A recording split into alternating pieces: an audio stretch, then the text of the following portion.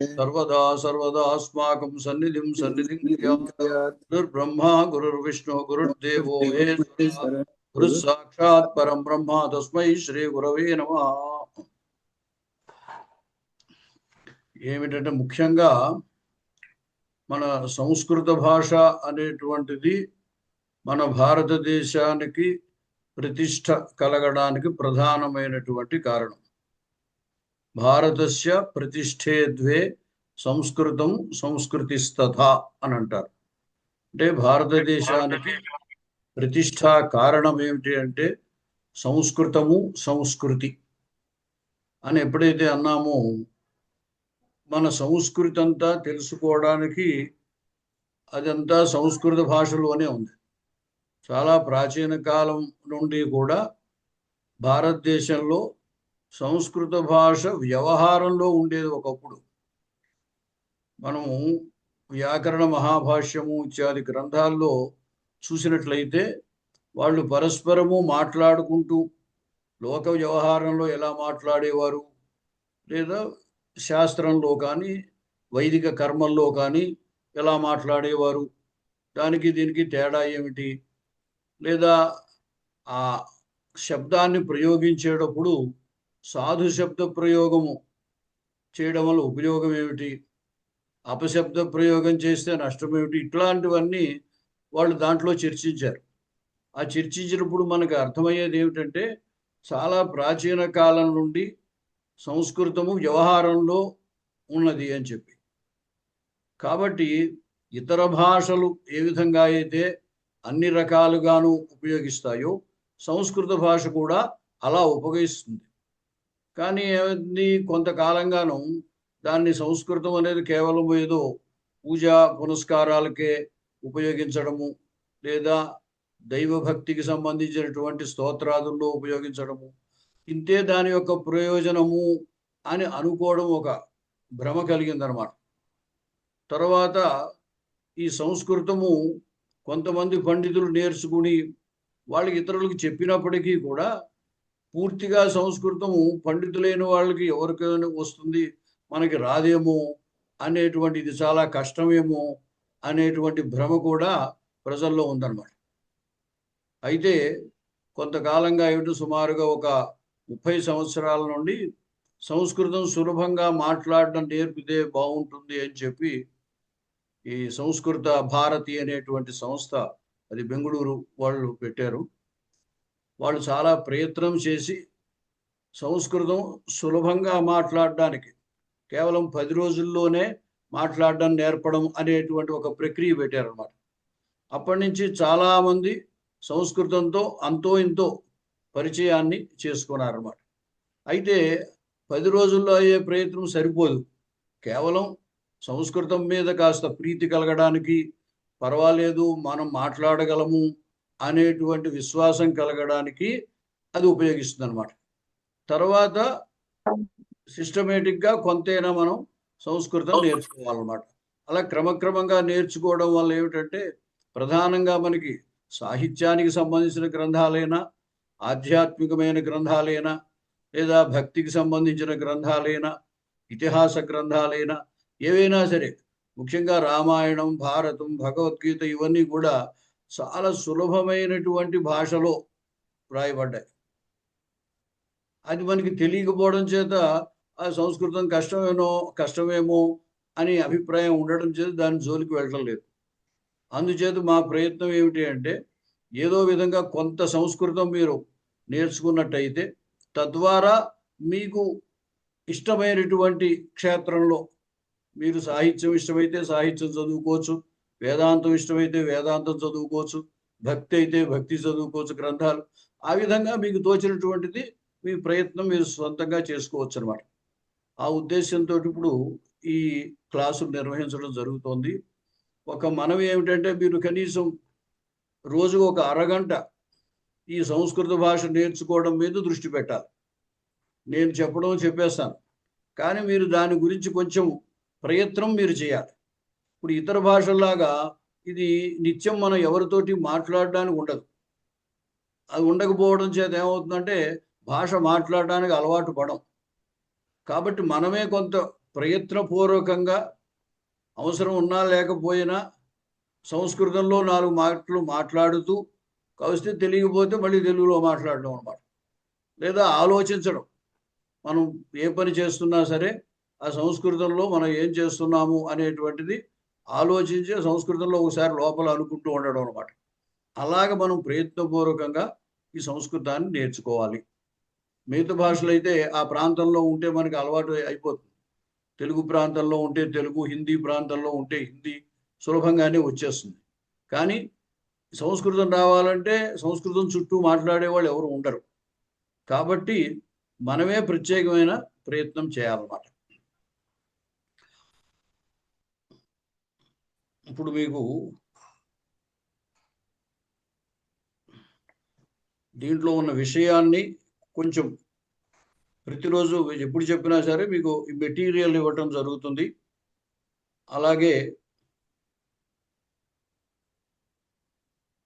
దీనికి సంబంధించినటువంటి వివరాలు ఏమైనా మీకు సందేహాలు ఉంటే కూడా చెప్పడం జరుగుతుంది.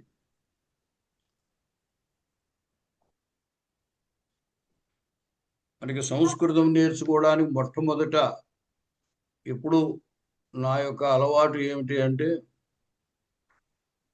కాళిదాసు రచించినటువంటి రఘువంశంలోని మొట్టమొదటి శ్లోకం చెబుతాను నేను. ఎందుకు చెప్తాను అంటే కారణం ఏమిటంటే మనకి ఏ భాష రావాలైనా ఏది రావాలన్నా శబ్దము అర్థము ఈ రెండు కావాలి. మనం దేని గురించి చెప్పాలి అనేటువంటి అభిప్రాయము లోపల మనసులో ఉంటుంది. ఆ అభిప్రాయాన్ని వ్యక్తపరిచేటువంటి శబ్దం తెలియాలి మనకి. చెట్టును చూస్తే చెట్టుని సంస్కృతంలో వృక్షః అంటారు అనేటువంటి సంగతి మనకి తెలిస్తే ఆ శబ్దాన్ని మనం ప్రయోగిస్తాం.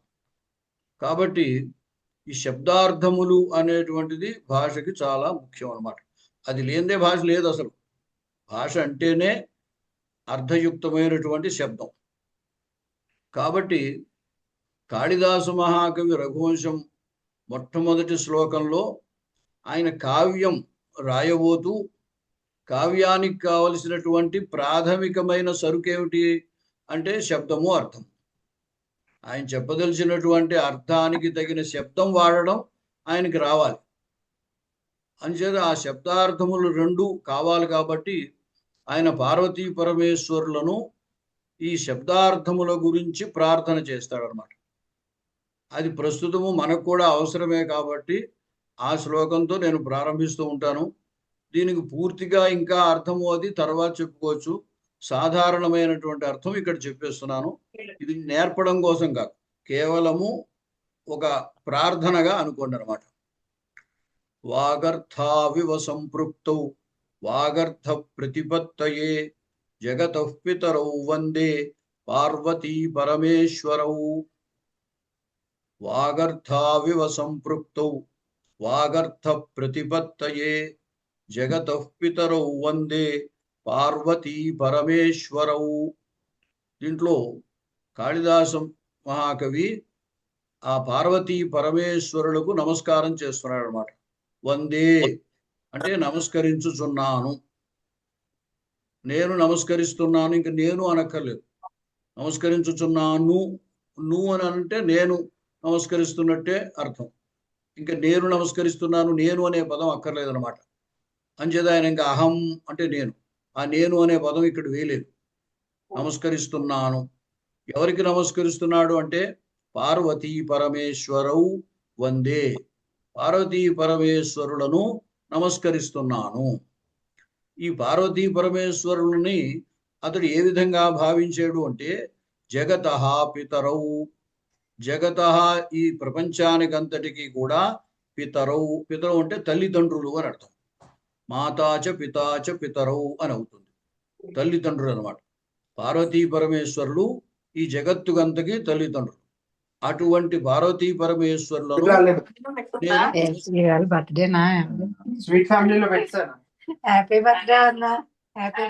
మ్యూట్ చేసుకోవాలి. మాట్లాడకండి, మ్యూట్ చేసుకోండి. ఉమాదేవి గారు ఉమాదేవి గారు మ్యూట్ చేసుకోవాలి, మాట్లాడదు. ఏ దేనికోసం అంటే వాగర్థ ప్రతిపత్తయే అన్నారు. ప్రతిపత్తి అంటే జ్ఞానం, వాగర్థ ప్రతిపత్తయే. వాక్ అంటే శబ్దము, అర్థము అంటే అర్థం. అంటే వాగర్థ ప్రతిపత్తయే, శబ్దార్థ జ్ఞానము కొరకై నేను జగత్తుకి తల్లిదండ్రులైన పార్వతీ పరమేశ్వరులకు నమస్కరిస్తున్నాను అన్నాడు. అంటూ ఈ పార్వతీ పరమేశ్వరులు ఎటువంటి వారు అనే దానికి ఉపమానం ఒకటి చెప్పారు. కాళిదాసు గారు ఉపమా కాళిదాసస్య అంటారు. ఇప్పుడు కూడా కాళిదాసు గారు సాధారణంగా ఏ శ్లోకం చెప్పినా ఇంచుమించులో ప్రతిదానితోనూ ఉపమాలంకారం ఉంటూనే ఉంటుంది అన్నమాట. వాగర్థౌ ఇవ సంపృక్తౌ, వాగర్థావివ అన్నప్పుడు వాగర్థౌ ఇవ శబ్దార్థముల వలె, సంపృక్తౌ కలిసి ఉన్నటువంటి.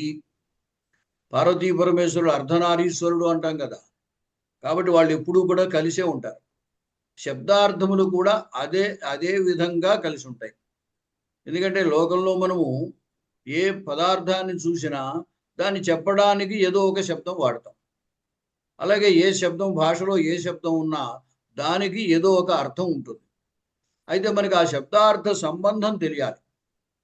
శబ్దము అర్థము లేకుండా శబ్దం ఉండదు, శబ్దము లేకుండా అర్థము ఉండదు. అంటే శబ్దార్థములు నిత్యము, వాటి సంబంధం కూడా నిత్యమే. ఇదివరకు వృక్ష అంటే ఏ అర్థమో ఇప్పుడైనా అదే అర్థం. 100 సంవత్సరాల క్రితం వృక్ష అంటే ఏ అర్థమో ఇప్పుడు కూడా అదే అర్థం. అంటే ఆ వృక్ష అనే శబ్దానికి, చెట్టు అనే అర్థానికి ఆ సంబంధం నిత్యమే అన్నమాట. సిద్ధే శబ్దార్థ సంబంధే అని మహాభాష్యంలో పతంజలి మహర్షి చెప్తారు. శబ్దము, అర్థము, దాని యొక్క సంబంధము కూడా నిత్యమే. అంటే భాష నేర్చుకున్నప్పుడు మనం ఏం చేస్తాము, ఆ శబ్దానికి అర్థానికి ఉన్న సంబంధాన్ని తెలుసుకుని మాట్లాడతాం అన్నమాట. మనకి ఈ శబ్దార్థముల యొక్క కావాలి కాబట్టి కాళిదాసు కూడా ఆయన కావ్యం రాయబోయేటప్పుడు అదే ముఖ్యమైన అంశము కాబట్టి పార్వతీ పరమేశ్వరుని శబ్దార్థములతోటి పోల్చి నమస్కారం చేశాడనమాట.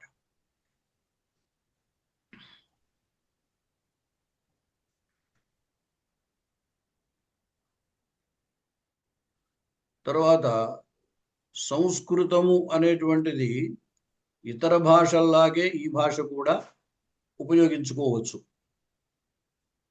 అయితే ఇతర భాషల కంటే దీంట్లో ఉన్నటువంటి కొన్ని విలక్షణమైనటువంటి ఉన్నాయి.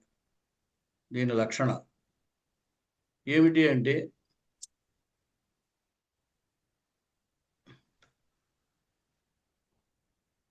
చూడండి, మీకు ఎదురుకుండా కనపడుతూ ఉంటుంది. స్త్రీలింగ, పుంలింగ, నపుంసకలింగాలు అనేటువంటి 3 లింగములు ఉంటాయి. అయితే మనం తెలుగులో ఆ అర్థాన్ని బట్టి ఆ శబ్దాన్ని వాడుతూ ఉంటాం. అంటే ఆ స్త్రీ శబ్దాన్ని చెప్పినప్పుడు, ఆ స్త్రీ వ్యక్తిని చెప్పేటప్పుడు స్త్రీలింగంలో ఉండేటువంటి శబ్దాన్ని చెప్తాం. అలాగే పురుషుణ్ణి చెప్పేటప్పుడు పుంలింగానికి సంబంధించిన శబ్దం వాడతాం. అయితే ప్రత్యేకంగా తెలుగులో ఏమిటంటే ఈ స్త్రీలను చెప్పడానికి ప్రత్యేకమైన ఏర్పాటు లేదు. మగబిడ్డ, ఆడబిడ్డ అంటారు అంతే. ఈ మగ, ఆడ అనేటువంటి పదాలని చేర్చడం ద్వారా ఆ స్త్రీ పురుష భేదాన్ని చెప్పేస్తూ ఉంటాం. అయితే తెలుగులో వాడేటప్పుడు ఏమిటంటే ఆ అర్థాన్ని బట్టి శబ్దం ప్రయోగిస్తారు. స్త్రీ అయితే స్త్రీని చెప్పే శబ్దాన్ని, పురుషుడైతే పురుషుడు చెప్పే శబ్దాన్ని చెప్తారు. లింగం అనేటువంటిది అర్థాన్ని బట్టి ఉంటుంది తెలుగులో. కానీ సంస్కృతంలో శబ్దమునకే లింగం, అర్థం ఏదైనా కావచ్చు. కొన్ని శబ్దాలు పుంలింగంలోనే ఉంటాయి, కొన్ని శబ్దాలు 3 లింగాల్లోనూ ఉంటాయి, కొన్ని శబ్దాలు స్త్రీలింగంలోనే ఉంటాయి.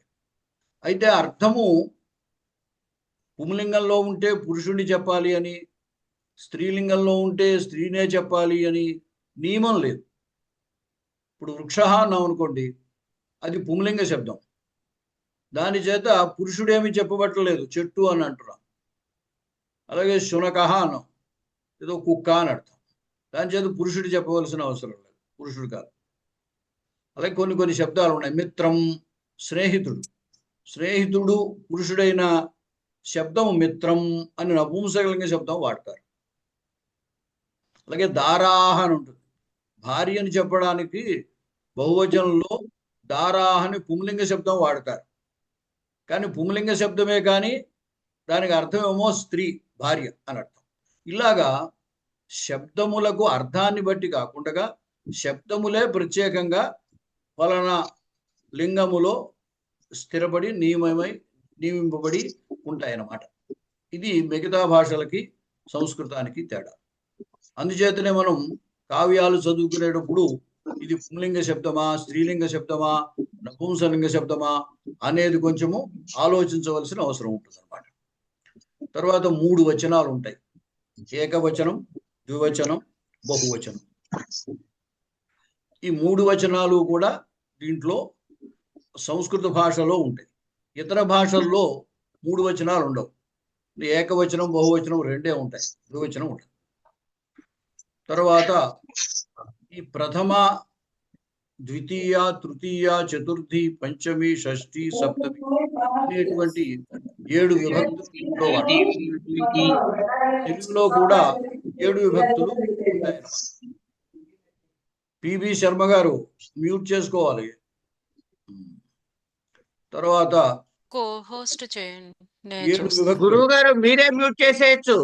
అదే చేస్తున్నాడు. అదే గురువు గారు ఒక క్వశ్చన్ నన్ను కో-హోస్ట్ చేయండి, నేను చేసేస్తా. గురువు సరే. గారు తర్వాత ఒకసారి మళ్ళీ విభక్తుల గురించి చెప్పరా? నాకు ఎప్పుడు కన్ఫ్యూజన్. చెప్పేదేమీ లేదు, కంగారు పడకండి. చెప్తాను, కంగారు పడకండి. 7 విభక్తులు ఉంటాయి. ఈ 7 విభక్తులు మనం తెలుగులో కూడా వాడతాం. ఈ విధానం అంతా కూడా సంస్కృతం నుండి తెలుగులోకి తెచ్చుకోవడం జరిగింది. ప్రథమ, ద్వితీయ, తృతీయ, చతుర్థి, పంచమి, షష్ఠి, సప్తమి 7 విభక్తులు. సంబోధన ప్రథమ, అది కూడా ప్రథమా విభక్తే. అందుచేత దానికి ప్రత్యేకం 8వ విభక్తి అని అనరు, సంబోధన ప్రథమా విభక్తి అనే అంటారు. తర్వాత ఈ వాక్యము అంటే భాషలో వాక్యం ప్రధానమైంది. వాక్యంలో క్రియ తప్పనిసరిగా ఉంటుంది. సంస్కృత వాక్యానికి ఇది భాషా శాస్త్ర రీత్యా ఇండో యూరోపియన్ భాషా కుటుంబానికి చెందింది అని చెప్తున్నారు. అందువల్ల దీని లక్షణం ఏమిటంటే క్రియాపదం తప్పనిసరిగా ఉంటుంది. ఇంగ్లీషు భాషలో వాక్యంలో క్రియాపదం లేకుండా అది వాక్యము అని గుర్తింపబడదు.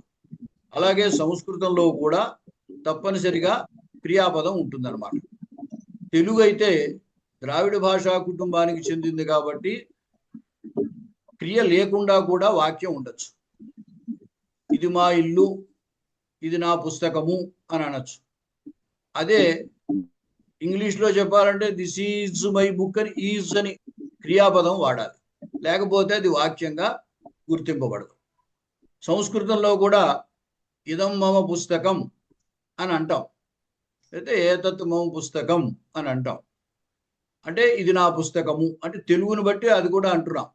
కానీ వస్తుతః అక్కడ ఆ పుస్తకం తర్వాత అస్తి అనే క్రియాపదాన్ని వాడాలన్నమాట. ఒకవేళ మనం వాడకపోయినప్పటికీ దాన్ని అధ్యాహారము అంటారు, అంటే అది ఉన్నట్టుగానే భావించాలన్నమాట. అంటే ఒక్కొక్క భాషకి ఒక్కొక్క లక్షణం ఉంటుందన్నమాట. ఈ క్రియాపదాలు అనేవి వాటికి రూట్, ఒక మూలం ఉంటుంది. ఆ మూలాన్నే ధాతువు అని అంటారు. క్రియను చెప్పేటువంటి దాన్ని, ఆ మూలాన్ని ధాతువు అని అంటారు. ఒక వస్తువుని లేదా ద్రవ్యాన్ని చెప్పేటువంటి దాన్ని నామవాచకం అంటారు. ఆ నామవాచకం తయారవడానికి మూలమైన దాన్ని ప్రాతిపదిక అని అంటారు. ఇంకా వీటి యొక్క వివరాలు తర్వాత మనకి అవసరమైనప్పుడు వస్తాయి, చెప్తాను. అంచేత వాక్యంలో క్రియాపదము నామవాచకాలు ఉంటాయి అన్నమాట. క్రియాపదం తప్పనిసరిగా ఒక క్రియాపదం ఉంటుంది, మిగతావన్నీ కూడా నామవాచకాలే ఉంటాయి. ఈ నామవాచకాలు రకరకాల పద్ధతుల్లో తయారవుతూ ఉంటాయి. వాటిని ప్రాతిపదికములు అని అంటారు. ఈ ప్రాతిపదికములు అనేవి ధాతువు నుండి తయారయ్యే ప్రాతిపదికములు కొన్ని ఉంటాయి. అలాగే మళ్ళీ ప్రాతిపదిక నుంచి ఇంకొక రకమైనటువంటి ప్రాతిపదిక తయారయ్యేవి కొన్ని ఉంటాయి. కొన్ని ప్రకృతి ప్రత్యయ విభాగం లేకుండా సంజ్ఞారూపంలో ఎదురుచ్ఛా శబ్దములు అని అంటారు. అలా పెట్టబడినటువంటి నామములు ఉంటాయి కదా, పేర్లు ఉంటాయి కదా, వాటికి ప్రకృతి ప్రత్యయ విభాగం ఏమీ ఉండదు. ఏదైనా దానికి మనం పేరు పెట్టుకున్నాం అనుకోండి, దానికి అర్థం ఉండాల్సిన అవసరం ఏం లేదు. అటువంటివి ఉంటాయి. ఇలాగా కేవలము ప్రకృతి ప్రత్యయ విభాగము లేని ప్రాతిపదికలు కొన్ని, ధాతువు నుండి ఏర్పడిన ప్రాతిపదికలు కొన్ని, మళ్ళీ నామవాచకము నుండి ఏర్పడిన ఇంకొక నామవాచకం ఒకటి, ఇంకొకటి రెండు నామవాచకములను కలిపి వాడతాం, దాన్ని సమాసము అంటాం.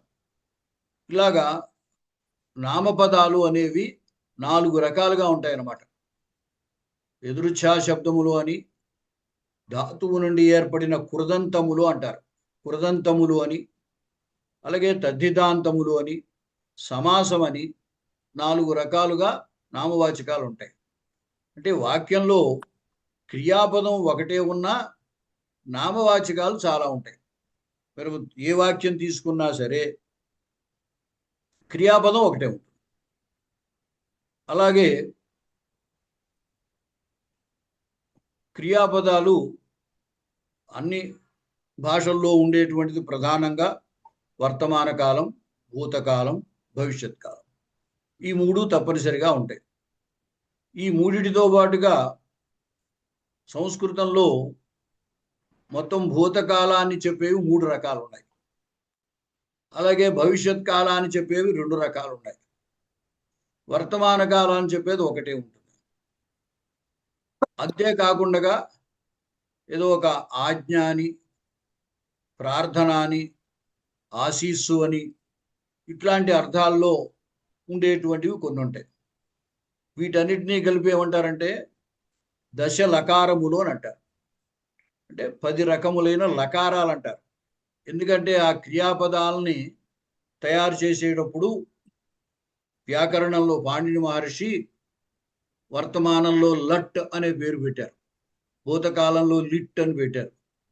అంచేది వాటన్నిటికీ ఆ 10 రకాల వాటికి కూడా ఈ లకారం ఉంటుందన్నమాట.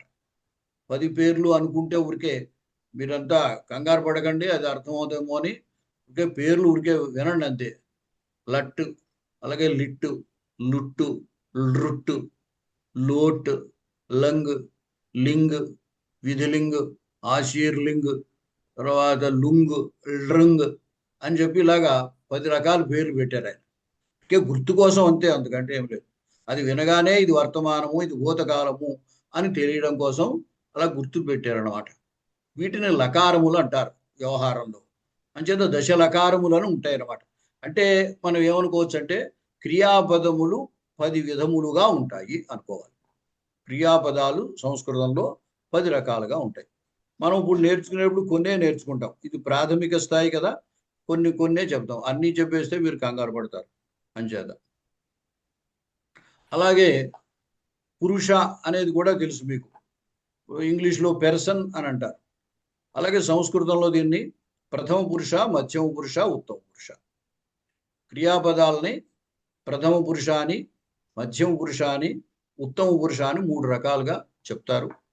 ఇవన్నీ కూడా మళ్ళీ ఏకవచనం, ద్వివచనం, బహువచనం. ఇందాక అనుకున్నాం కూడా 3 వచనాలు ఉంటాయి అని సంస్కృతంలో. అవి నామవాచకాలకైనా 3 వచనాలు ఉంటాయి, క్రియాపదాలకైనా 3 వచనాలు ఉంటాయి. అంచేత ఏకవచనం, ద్వివచనం, బహువచనం అని. తర్వాత కొన్ని శబ్దాలు అవ్యయములు అని ఉంటాయి. అవ్యయములు అనే దానికి ఏమిటంటే ఈ విభక్తి ప్రత్యయాలు కానీ, లేదా లింగము కానీ, లేదా వచనము కానీ ఏమీ ఉండదు. ఊరికే మొద్దు పదార్థం లాగా రా మెటీరియల్ అంటుంటారే, అలాగ ఉంటుంది అనమాట అది అవ్యయం. దాంట్లో మార్పు ఏమీ ఉండదు, జడ పదార్థం లాగా. దానికేమీ ఏకవచన, బహువచన ఆ భేదం ఉండదు, లేదా స్త్రీలింగ పుంలింగ భేదం ఉండదు, లేదా ప్రథమ, ద్వితీయ, తృతీయ అనే విభక్తి భేదం ఉండదు. ఏ విధంగా అయినా ఎక్కడున్నా ఒకేలాగా ఉంటుంది అనమాట. వాటిని అవ్యయాలు అని అంటారు.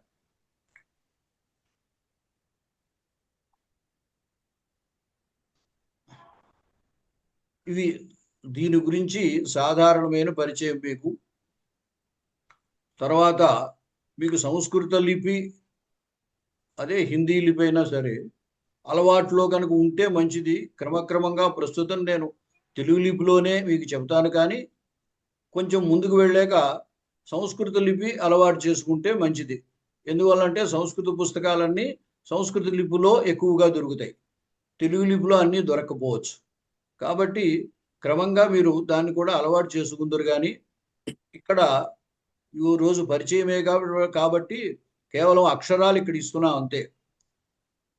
అచ్చులు మనకి ప్రసిద్ధమైన తెలిసినటువంటిదే. ఈ అచ్చుడికే స్వరములు అని కూడా పేరు. ఇవి తెలిసే ఉంటాయి మీకు, ఊరికే నేను చదువుతున్నాను చూడండి. ఆ, ఆ, ఈ, ఉ, రు, లు, ఏ, ఐ, ఓ, ఔ, అం, అహ. ఇవన్నీ తెలుగులో ఉండేవి. ఎటొచ్చి తెలుగులో ఏ, ఓ అని రెండు ఉంటాయి. సంస్కృతంలో ఏ దీర్ఘమే ఉంటుంది, హ్రస్వం ఉండదు. అలాగే ఓకారం దీర్ఘమే ఉంటుంది, హ్రస్వం ఉండదు. తర్వాత హల్లులు, హల్లులకి వ్యంజనములు అని పేరు. ఈ వ్యంజనాలను ఏం చేశారంటే ముఖ్యంగా 5 వర్గాలుగా విభాగం చేశారు.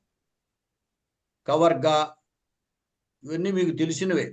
కాఖ గాఘ ङ కవర్గ, చా ఛా జా ఝా య చవర్గ, టా ఠా డా డా ణ టవర్గ, తా థా దా ధా న తవర్గ, పా ఫా బా భా మ పవర్గ. తర్వాత వీటికి కా నుండి మా వరకు అంటే 5 వర్గాల్లోనూ కవర్గలో మొదటి అక్షరం కా, చివర పవర్గలో చివరి అక్షరం మా. కా దగ్గర నుండి మా వరకు ఉన్న ఈ అక్షరాలన్నింటినీ స్పర్శలు అని అంటారు. తర్వాత యా, రా, లా, వా ఈ 4టిని అంతస్థలు అని అంటారు. షా, షా, సా, హా వీటికి ఓష్మములు అని పేరు. ఈ హల్లులన్నీ అచ్చులతో కలిసి వ్యవహరింపబడతాయి. మన భాష పరిశీలించినట్లయితే హల్లు అచ్చు, హల్లు అచ్చు, హల్లు అచ్చు అట్లా ఉంటుంది. ఒక పదం రామహ తీసుకున్నాం అనుకోండి, మొదట రేఫ, తర్వాత ఆకారం, తర్వాత మకారం, మళ్ళీ తర్వాత అకారం, తర్వాత విసర్గలు. ఈ విధంగా మనం ఏ పదం తీసుకున్నా అచ్చుతో ప్రారంభమైతే అచ్చు హల్లు, అచ్చు హల్లు, అచ్చు హల్లు అలా ఉంటాయి. హల్లుతో ప్రారంభమైతే హల్లు అచ్చు, హల్లు అచ్చు అట్లా ఉంటాయి. అచ్చు లేకపోతే హల్లులు ఉచ్చరించడం చాలా కష్టం.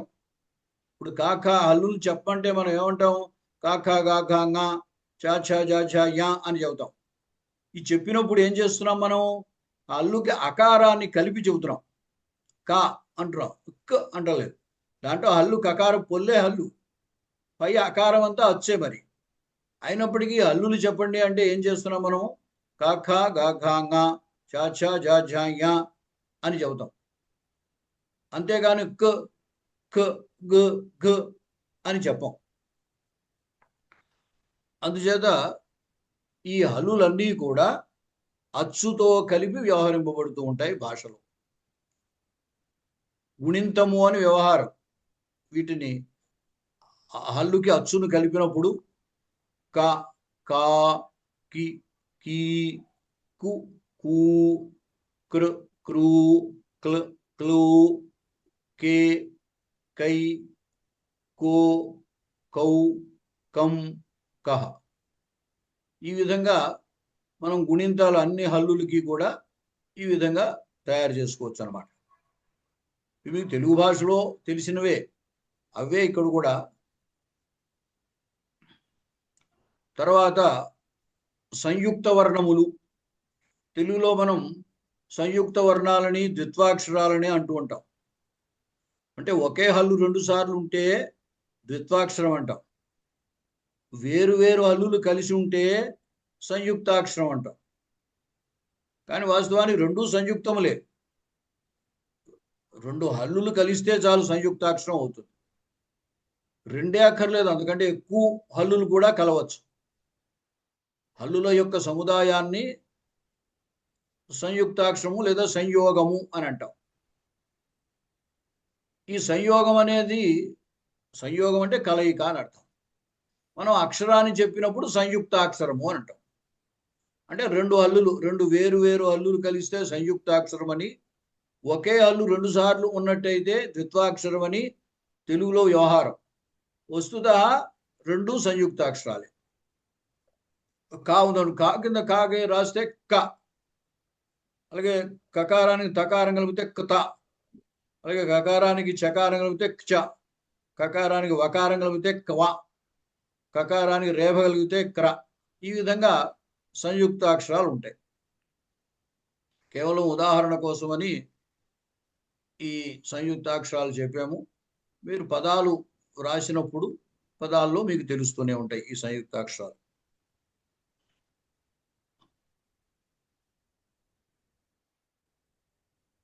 ఇక్కడ కొన్ని నామపదాలు ఇచ్చాను. అంటే ప్రాథమికము కాబట్టి చాలా సులువైనటువంటివి, మనకి తెలుగులో కూడా చాలా ప్రసిద్ధమైనటువంటి పదాలు ఇక్కడ ఇవ్వడం జరిగింది. దాని అర్థము ఇచ్చాను, ఇవ్వకపోయినా అసలు మీకు తెలుస్తుంది. ఇవి అన్ని ప్రసిద్ధమైన పదాలే. రామః అంటే రాముడు, బాలః బాలుడు, దేవః దేవుడు, గజః ఏనుగు, వృక్షః చెట్టు, చంద్రః చంద్రుడు, హరిః విష్ణువు, కవిః కవి, గిరిః కొండ లేదా పర్వతం, అగ్నిః అగ్ని, కపిః కోతి, ఋషిః ఋషి, గురుః గురువు, శంభుః శివుడు, తరుః చెట్టు,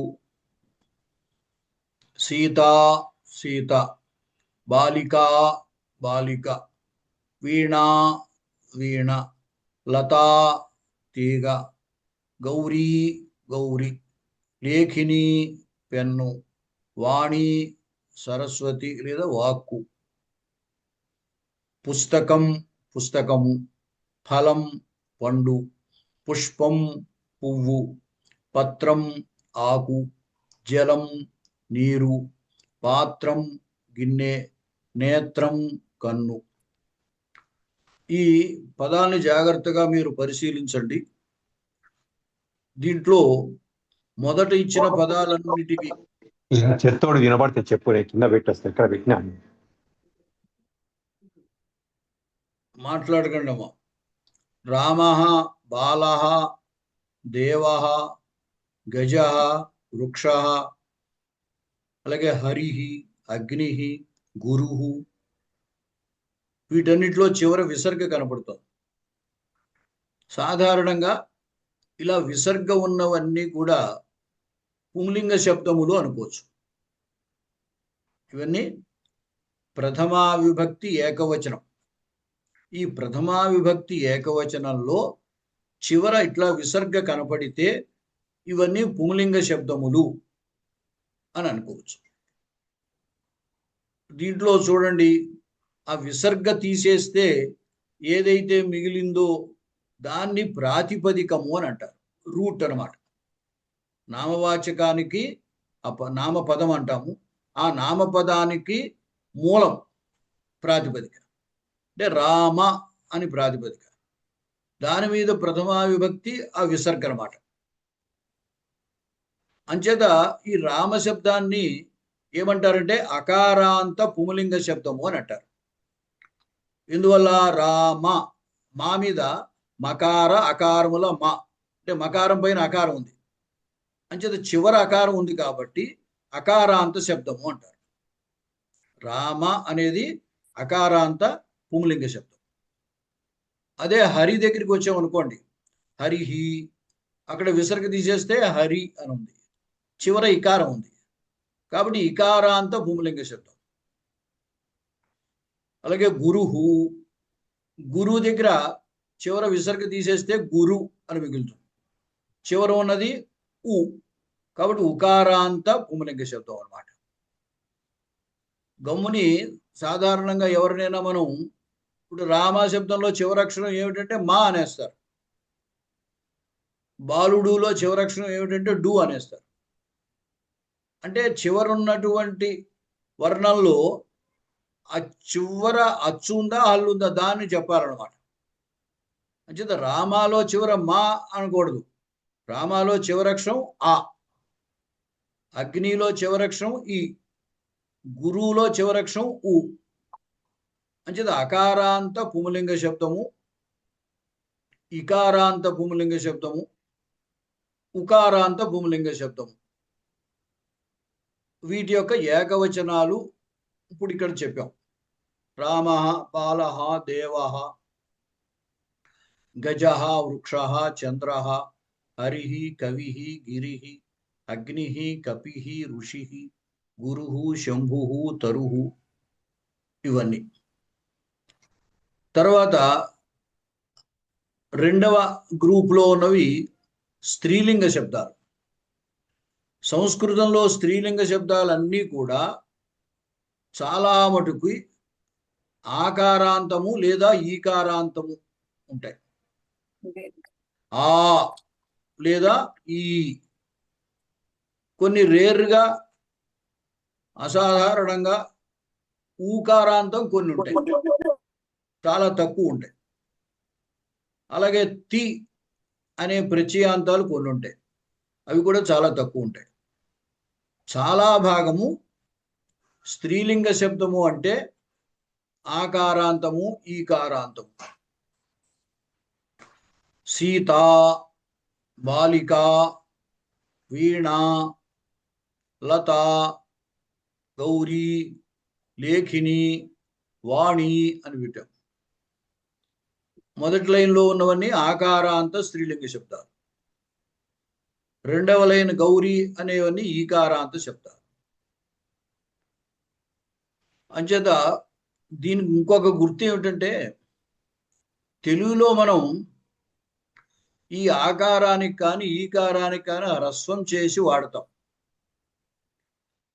పక్కనేమి ప్రత్యయం లాంటిది, విభక్తి, ప్రథమా విభక్తిని తెలియపరిచేటువంటి ప్రత్యయం లాంటిది ఏది ఉండదు తెలుగులో. సంస్కృతంలో కూడా ప్రత్యయం ఉండదు. అదే మనకి గుర్తున్నప్పుడు సీత అని ఎక్కడైనా వచ్చింది అనుకోండి, ఇది స్త్రీలింగ శబ్దము అని అనుకోవాలి. అంటే సీత అంటే ఎలాగా స్త్రీ వ్యక్తే కాబట్టి స్త్రీలింగం అని అనేసుకోవచ్చు. ఏదో వీణ, శాల, పత్రిక ఇట్లాంటి శబ్దములు ఉన్నాయనుకోండి, అవి మనం తెలుగు పదాన్ని బట్టి అది స్త్రీలింగము అని గుర్తించవచ్చు మనం. ఇప్పుడు తెలుగులో వీణ అంటాం, కాబట్టి సంస్కృతంలో ఇది ఆకారాంత స్త్రీలింగము అని అనుకోవచ్చు అనమాట. లత, తీగని లత అంటాం, అంటే లత అనే శబ్దము సంస్కృతంలో ఆకారాంత స్త్రీలింగము అని అనుకోవచ్చు. పుంలింగ శబ్దం దగ్గర అయితే అలా ఉండదు. పుంలింగంలో అయితే రాముడు, బాలుడు, దేవుడు, చంద్రుడు, వృక్షము, శంభుడు, గురుడు, తరువు, అలాగే డు, మూవు, ఇవేవో కనపడుతూ ఉంటాయి అక్కడ. సాధారణంగా ఒక ఇకారాంతం దగ్గర కనపడదు, కానీ మిగతా అన్నిట్లో మనకి డు, ము, వు అనే ప్రత్యయాలు కనపడతాయి. అంచేత అవి పుంలింగము అని సులువుగా గుర్తించవచ్చు. ఇవన్నీ ఊరికే స్థూలంగా చెబుతున్నాను, అంటే అన్నీ అలాగే ఉంటాయని కాదు. కొన్ని కొన్ని వీటికి వ్యతిరేకంగా కూడా ఉండొచ్చు ఎక్కడైనా. సాధారణంగా మనం గుర్తుపట్టడానికి వీటిని గుర్తుపెట్టుకోవాలి. ప్రథమా విభక్తిలో విసర్గ ఉంటే ఇది పుంలింగ శబ్దము అని అనుకోవచ్చు. అలాగే ఆకారము కానీ ఈకారం కానీ దీర్ఘం ఉంటే ఇది స్త్రీలింగ శబ్దము అనుకోవచ్చు. తర్వాత నపుంసకలింగ శబ్దాలు, దీని చివరిలో మకార పొల్లు అనుకోవచ్చు, లేదా అమ్ అని అనుకోవచ్చు. ఆ అమ్ అని అన్నట్టయితే నపుంసకలింగ శబ్దం. అమ్ ఉంటే నపుంసకలింగ శబ్దము వరకు అనుకోవచ్చు. అంతేగాని నపుంసలింగ శబ్దాలన్నిటికీ అమ్ము ఉంటుంది అని మాత్రం అనుకోకండి, తిరిగేయకూడదు.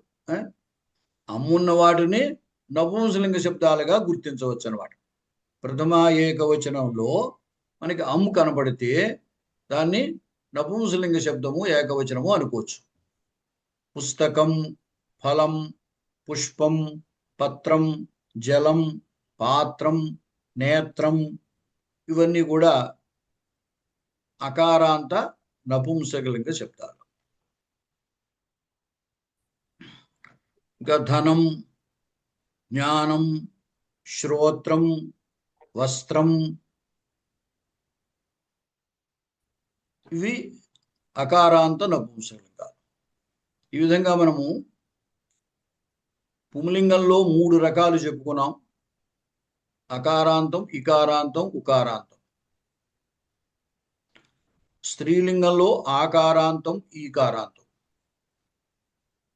నపుంసకలింగంలో అకారాంతం మాత్రమే చెప్పారు. తర్వాత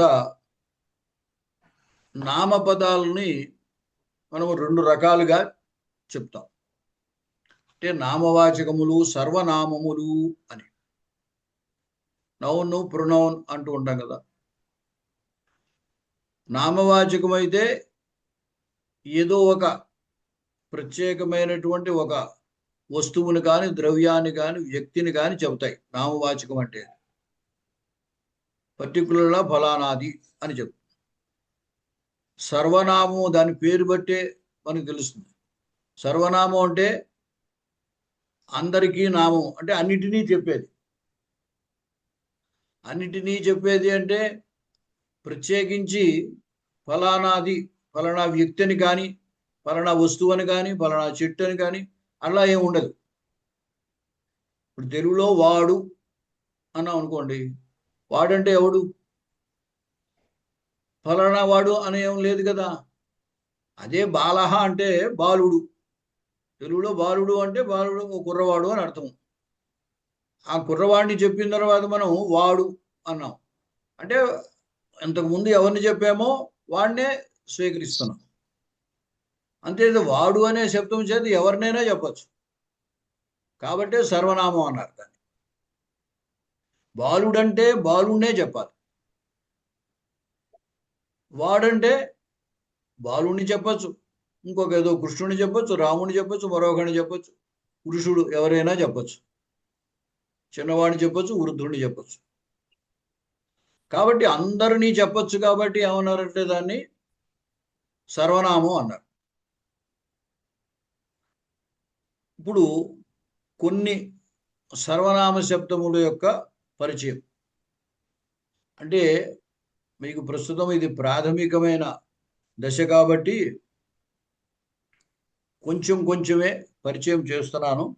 తర్వాత విస్తృతంగా మనం తెలుసుకోవచ్చు.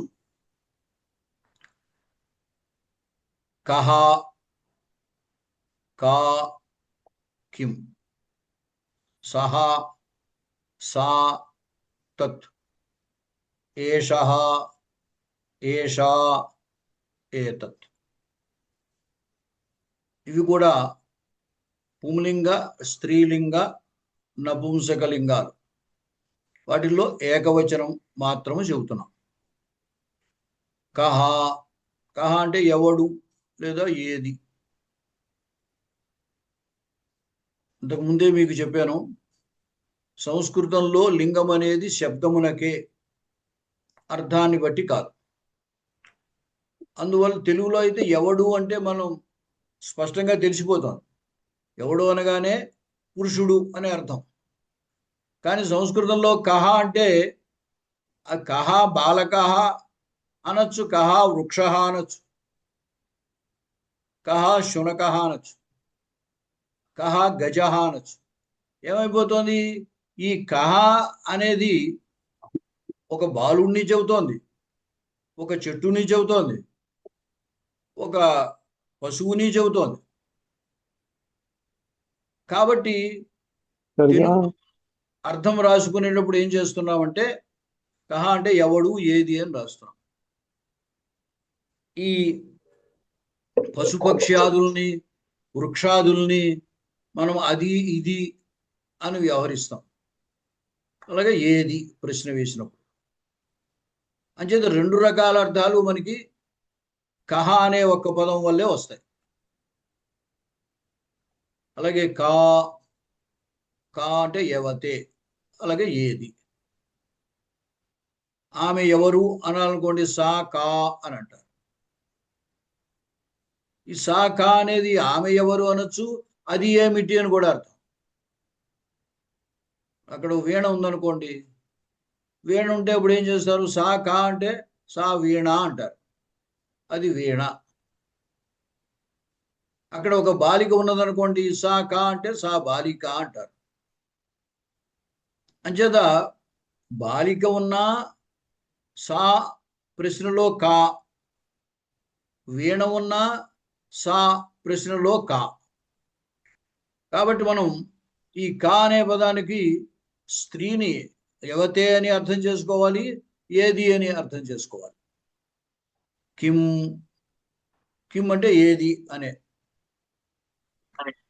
పుంలింగంలో ప్రశ్న కహ, స్త్రీలింగంలో కా, నపుంసలింగంలో కిం. అలాగే సహా, సా, తత్. సహ అతడు, సా ఆమె, తత్ అది. తర్వాత ఏషః, ఏషా, ఏతత్. ఏషః అంటే ఇతడు, ఇది. ఏషా ఈమె, ఇది. ఏతత్ ఇది. ఇప్పుడు పైన కొన్ని పుంలింగ శబ్దాలు, కొన్ని స్త్రీలింగ శబ్దాలు, కొన్ని నపుంసలింగ శబ్దాలు చెప్పాం. కహ అన్నప్పుడు సహ కహ, వాడు ఎవడు లేదా అది ఏమిటి. సహా బాలహ అనొచ్చు, సహా గజహ అనొచ్చు.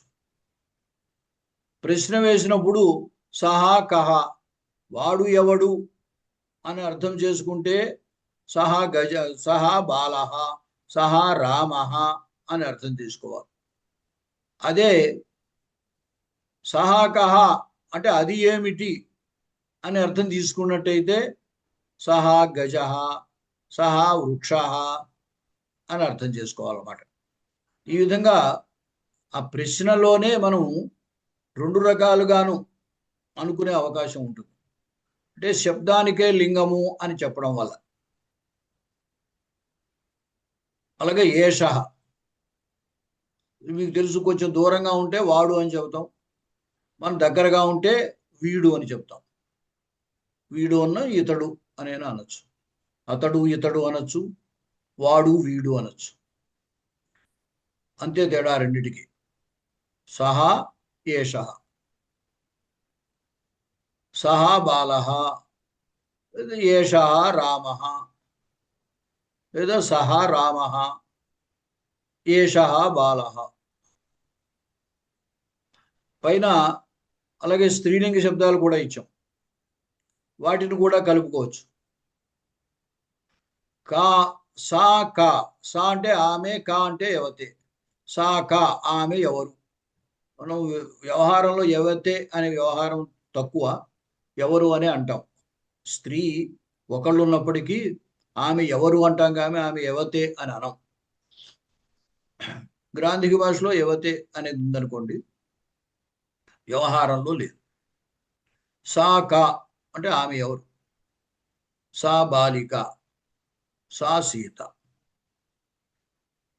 ఇదే ప్రశ్నకి సా కా అంటే అది ఏమిటి అని కూడా అర్థం. అప్పుడు సా వీణ, సా లత, అది వీణ లేదా అది తీగ. సా లేఖిని, అది పెన్ను. తర్వాత ఏషా, సా బాలిక, ఏషా సీత, లేదా సా సీత, ఏషా బాలిక. ఆమె ఈమె, అది ఇది. అలాగే నపుంసకలింగ శబ్దంలో తత్తు కిం తత్తు ఏతత్. కిం అనేది ప్రశ్న, తత్తు కిం అది ఏమిటి, తత్ పుస్తకం, తత్ కిం తత్ ఫలం, తత్ కిం తత్ పుష్పం. అలాగే ఏతత్ కిం ఇది ఏమిటి, ఏతత్ పత్రం, ఏతత్ జలం, ఏతత్ పాత్రం, ఏతత్ నేత్రం.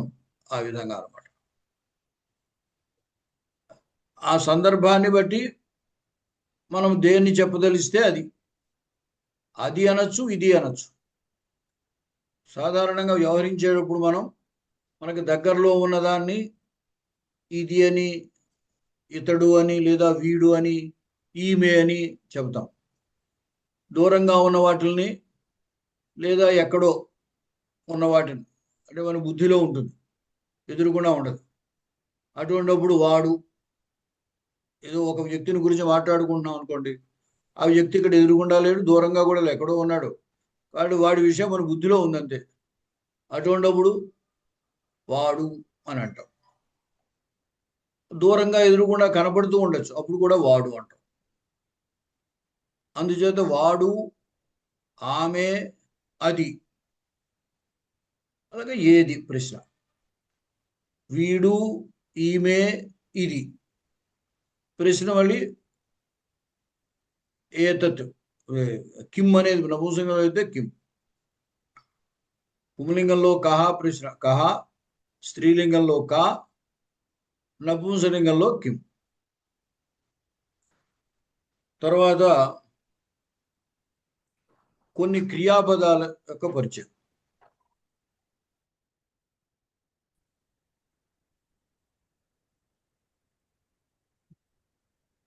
పఠతి చదువుచున్నాడు, గచ్చతి వెళ్ళుచున్నాడు, లిఖతి వ్రాయుచున్నాడు, ఖాదతి తినుచున్నాడు, పిబతి త్రాగుచున్నాడు, పశ్యతి చూచుచున్నాడు, చలతి నడుచుచున్నాడు లేదా కదులుచున్నాడు, ఆగచ్చతి వచ్చుచున్నాడు.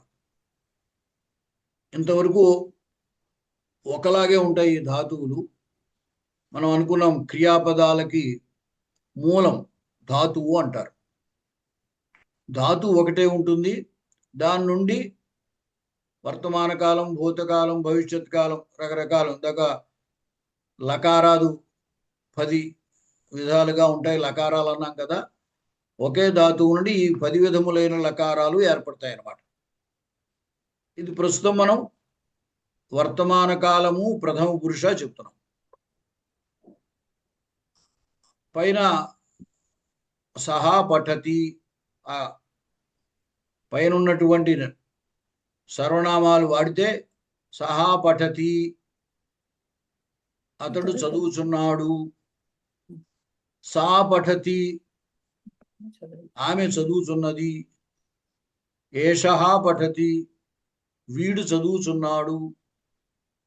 క్రియాపదాల దగ్గర లింగంతో సంబంధం లేదు. తెలుగులో అయితే మనకి పురుషుడైతే డు అని, స్త్రీ అయితే ది అని వస్తూ ఉంటుంది. వాడు చదువుచున్నాడు అంటాం, ఆమె చదువుచున్నది అని అంటాం. ఈ డు ది అనే భేదం తెలుగులోనే వస్తుంది. కానీ సంస్కృతంలో మనం పురుషుణ్ణి చెప్పినా, స్త్రీని చెప్పినా, లేదా జడ పదార్థాలని చెప్పినా, పశుపక్షాదుల్ని చెప్పినా క్రియాపదంలో తేడా ఉండదు.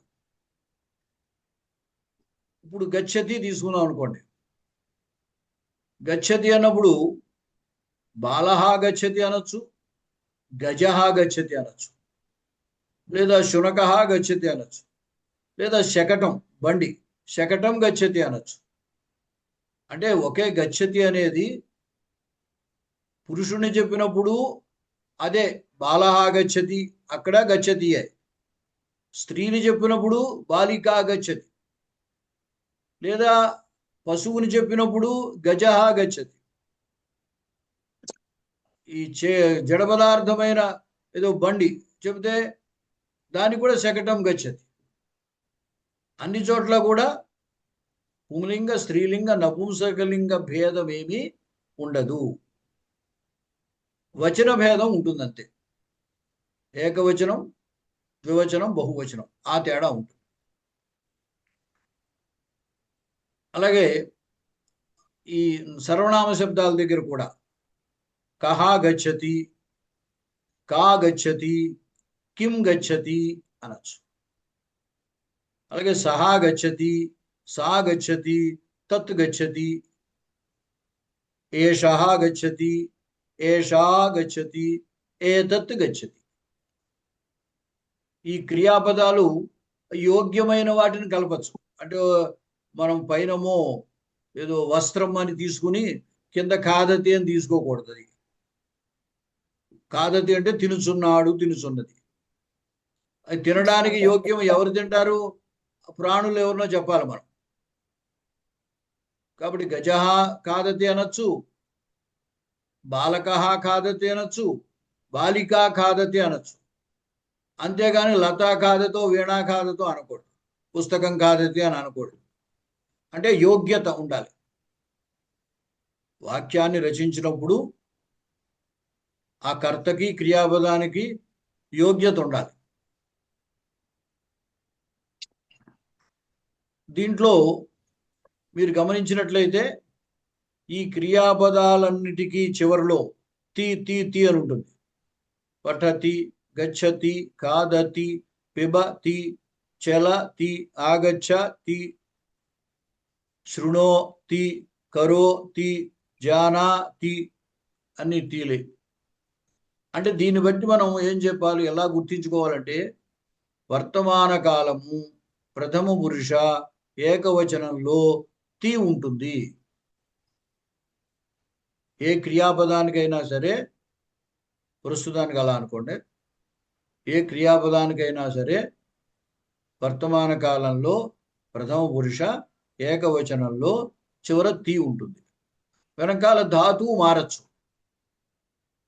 పఠ, గచ్చ, లిఖ, ఖాద, పిబ, పశ్య, చల, ఆగచ్చ అనేవి మారి అన్ని చోట్ల తి అనే ఉంటుంది. తర్వాత ఈ చివరిలో మూడు ఇచ్చేమే అవి కొంచెం పై వాటి కంటే విలక్షణమైనటువంటి క్రియాపదాలు.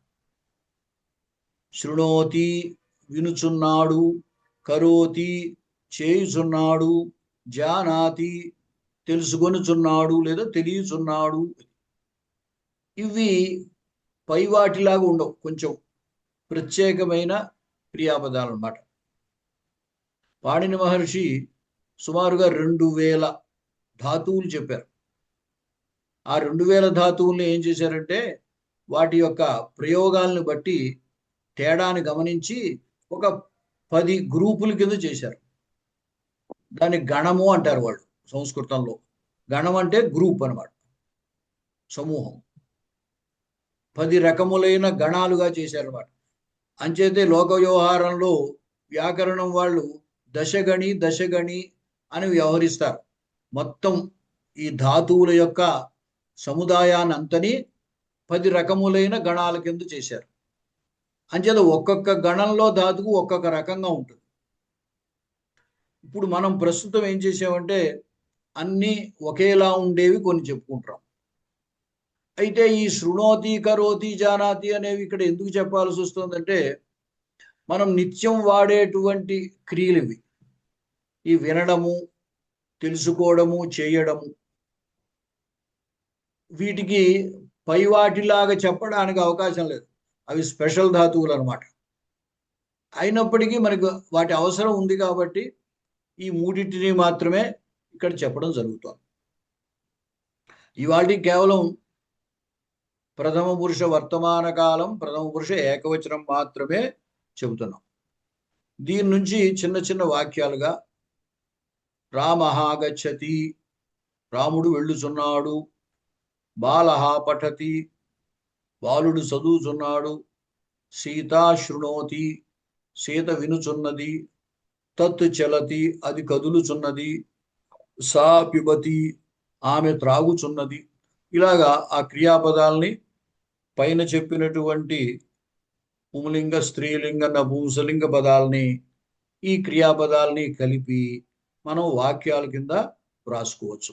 మీరు చేయవలసినటువంటి ప్రాక్టీస్ అదే. ఇప్పుడు అభ్యాసం అని కింద ఇక్కడ ఇచ్చాను చూడండి.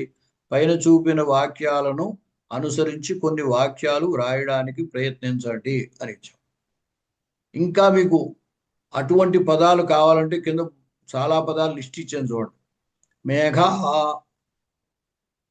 బుధ, జన, భార, రథ, వేద, యోధ, పాక, లోభ, దేవ, మయూర, పావక, విలయ, వినయ, లగుడ, యాచక, సముద్ర, తృషిత, విహగ, ఆకాశ, ఉద్యోగ, పండిత, శిష్య, ప్రసాద, శ్వశుర, వశిష్ఠ, బ్రాహ్మణ, క్షత్రియ, వైశ్య, శూద్ర, ఈశ్వర, నిర్జర, ప్రకాశ, మార్జార, మనుష్య, సజ్జన, భ్రమర, మృగ, వృశ్చిక, స్థేన, గ్రామ,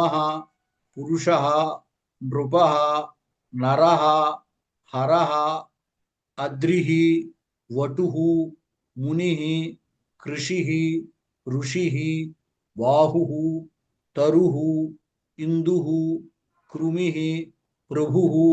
సాధారణంగా ఈ పదాలన్నీ మీకు తెలిసే ఉంటాయి, వీటి యొక్క అర్థాలు. కొన్ని పదాలకి తెలియకపోవచ్చు అనుకోండి. దీంట్లో మీకు ఏ పదాలకి అర్థం తెలిస్తే ఆ పదాన్ని ఉపయోగించండి. ఆ పదాన్ని ఉపయోగించి పైన కొన్ని క్రియలు ఇచ్చాం కదా, ఆ క్రియలతో కలపండి. అలాగే సర్వనామ శబ్దాలని క్రియతో కలపండి. ఆ విధంగా మీ అంతటా మీరు ఓ 10 వాక్యాలు రాయవచ్చు. అలా రాయటానికి ప్రయత్నం చేయండి. సరే, వాళ్ళకి ఇంకా ముగిద్దాము. స్వస్తి. కాయేన వాచా మనసేంద్రియైర్వా బుద్ధ్యాత్మనా వా ప్రకృతే స్వభావాత్ కరోమి యజ్జత్ సకలం పరస్మై నారాయణాయేతి సమర్పయామి. ఈ మెటీరియల్ మీకు ఈ గ్రూపులో పెట్టడం జరుగుతుంది. మీరు జాగ్రత్తగా దాన్ని ప్రింట్అవుట్ తీసుకుని లేదా కంప్యూటర్లో భద్రపరుచుకుని దాన్ని చదువుకోండి. శుభం. మీరు ఈ వారంలో చేయవలసిన పని ఏమిటి అంటే చాలా చిన్నదే ఎక్సర్సైజ్. ఆ నామవాచకాలని, క్రియాపదాలని కలిపి ఓ 10 వాక్యాలు రాయడానికి ప్రయత్నించండి. రామ్ రామ్. అలాగే గురుగారు. రామ్ రామ్ అండి. నమస్కారం. నమస్తే గురుగారు. నమస్కారం. నమస్కారం. గురువు గారు, మహోదయ గణాలు కొంచెం ఏ గణాల్లోకి వస్తాయి అది ఒకసారి మల్టీ క్లాస్ చెప్తారండి. ఏమిటి ఏమిటి గణాల గురించి దశ గణాలు అన్నారు కదా. అప్పుడే చెప్పాం అది. గణాలు ఇప్పుడే కంగారు లేదమ్మా. గురువు గారు రాముడు అదే రామలో ప్రాతిపదిక రికార్డింగ్ రామ ఆఫ్ చేసి అన్నారు కదా. ఇచ్చినాను. రాముడు అనే నామవాచకంలో రామ అనేది ప్రాతిపదిక అన్నారు కదా.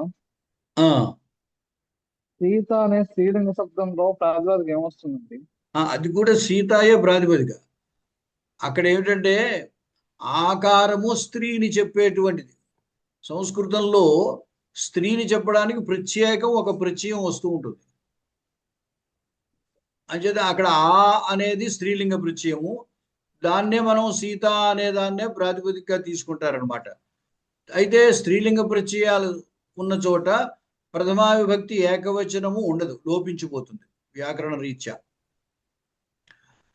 అంచేత సీత, వీణ, శాల, పత్రిక, అలాగే ఈకారం అయితే గౌరీ, పార్వతి, లేఖిని, అంకని, ఆ విధంగా. ఇప్పుడు అదే ప్రథమ పురుష స్త్రీలింగం అవుతుంది, అదే ప్రాతిపదిక అయిపోతుంది స్త్రీలింగ శబ్దాలు. ప్రథమా విభక్తి ఏకవచనము, అదే ప్రాతిపదిక. అంటే టెక్నికల్ గా ఏమిటంటే ఇప్పుడు ప్రయోగాన్ని చూసి కదా వ్యాకరణం రాస్తారు. ప్రయోగంలో సీత ఉంది, అయితే ప్రాతిపదికని ప్రయోగించడానికి వీలేదు, పదాన్నే ప్రయోగించాలి వ్యాకరణ రీత్యా. అది పదము అని నిరూపించాలంటే దాని మీద ప్రథమా విభక్తి ఏకవచనం చెయ్యాలి. ఏకవచనం చేసిన ప్రయోగంలో సీత ఉంది కాబట్టి వ్యాకరణం వాళ్ళు ఏం చెప్పారు, దానికి ప్రథమా విభక్తి ఏకవచనం వస్తుంది కానీ అది లోపించిపోతుంది అని చెప్పారు. అదనమాట. నపుంసకలింగాల నపుంసకలింగాల్లో అయితే ఆ అకారం వరకు ప్రాతిపదికే. ఇప్పుడు జ్ఞాన, పుస్తక, ఫల, పత్ర, నేత్ర అవి ప్రాతిపదికలు.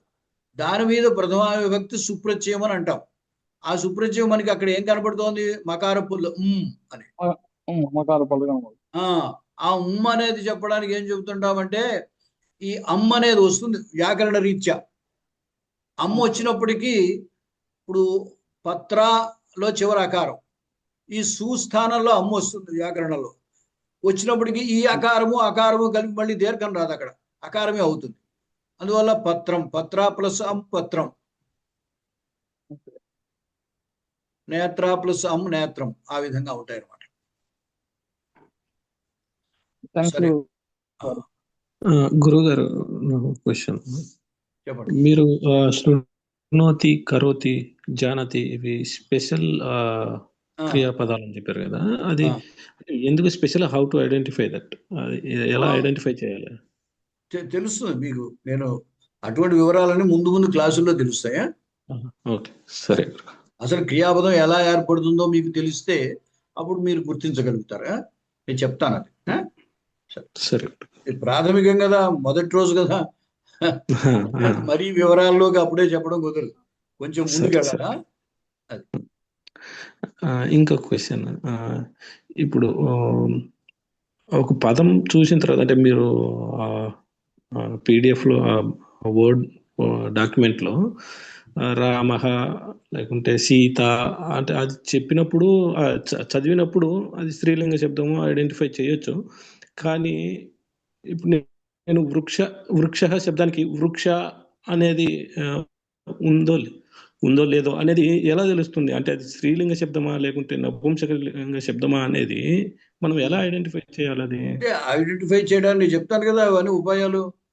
ఓకే, ప్రస్తుతం ఉడికే ప్రథమా విభక్తి ఏకవచనం ఎలా ఐడెంటిఫై చేయాలో చెప్పాను.